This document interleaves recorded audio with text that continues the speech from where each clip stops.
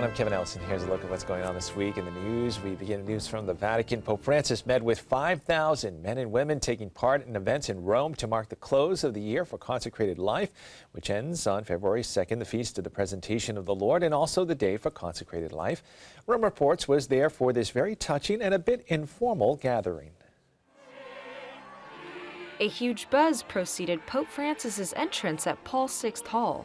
The Pope met with about 5,000 consecrated and religious persons who are in Rome for the end of the year of Consecrated Life.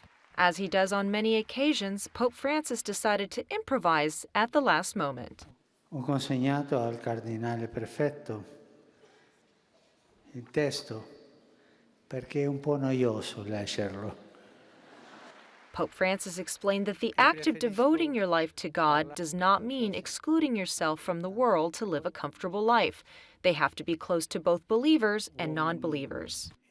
Uomini e donne consacrate, ma non per allontanarmi della gente e avere tutte le comodità. No, per avvicinarmi e capire la vita dei cristiani e dei non cristiani, le sofferenze, i problemi e tante cose che soltanto si capiscono se un uomo o una donna consacrato diviene prossimo, nella prossimità. He warned against the damage that gossip can cause. He asked them not to give in to the temptation of bad-mouthing one another and gave them a tip for when that happens. Se mi viene di dire qualcosa contro un fratello o una sorella, di buttare una bomba di chiacchiera, morditi la lingua, Forte. Went on to say that during this year of mercy, if each one of them were able to never be a gossip terrorist, it would be a success for the church, a success of great holiness. Be brave, he said. The Pope also thanked religious men and women for their work, especially consecrated women. He asked, what would the church be if there were no sisters, recalling their presence in Catholic hospitals, schools, parishes, and missions around the world. In news now from Italy, on January 30th, hundreds of thousands of people gathered in Rome's Circus Maximus to protest a bill that would grant legal recognition to non-married heterosexual and homosexual couples and give them the right to adopt children. Although it was not a religiously sponsored event, the rally did include men and women religious and at least one Italian bishop.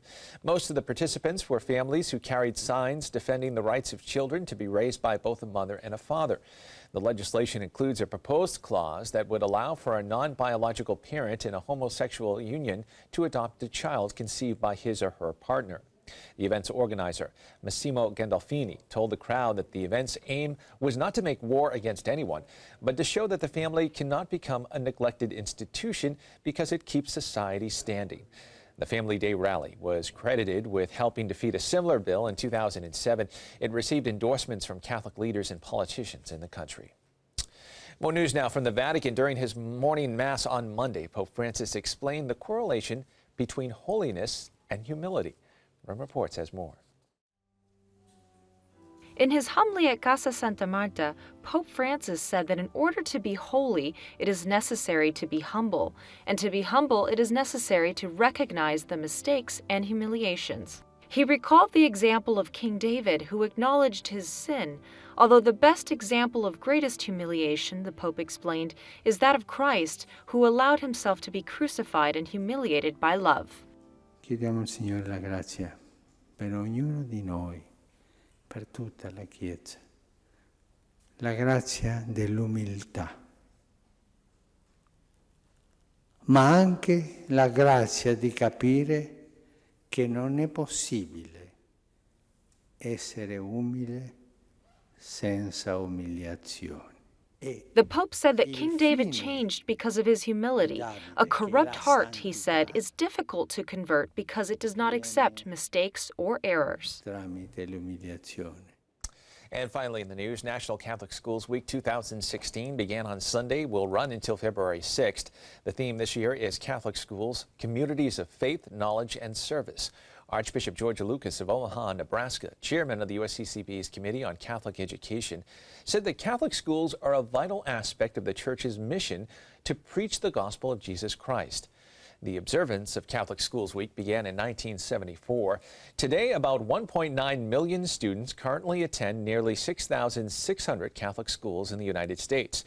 To celebrate the week, schools and parishes around the country hold special masses, open houses, service projects, and school assemblies.